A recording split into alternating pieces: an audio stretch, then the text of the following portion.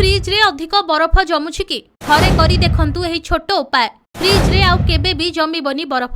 Single door fridge व्यवहार करुथुबा लोक माने सबुबेले बरफ जमीवा भली समस्यार सम्मुखीन हुअंती। फ्रिज जेते भी सफा कले बरफ पहाड़ भली फ्रिज भितर जमा हो जाए। तेणु आपण जदि एभली समस्यारू मुक्ति पाइबाकू चाहुछंती तेबे एहार कारण कौन प्रथमे ताहा जानिबाकू हेबो।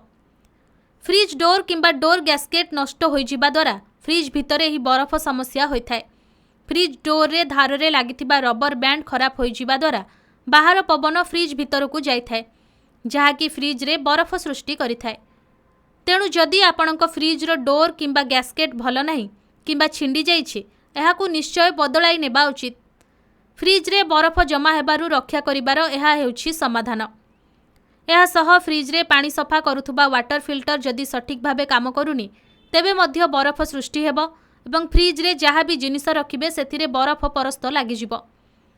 एपरि स्थले पानी फिल्टर परिवर्तन करी एहार समाधान करि हेबो। फ्रिज दीर्घ समय धरी काम करिबाकू हेले वर्षकू अति कम रे थरे एसबुरे परिवर्तन करा जिबा आवश्यक। तेबे जाई आपण ही समस्या को एडाई पारिबे। सेहीपरि फ्रिज को अंततः सप्ताहरे थरे किंबा मासरे 2 थर सफा करिबा बेस भल अभ्यास।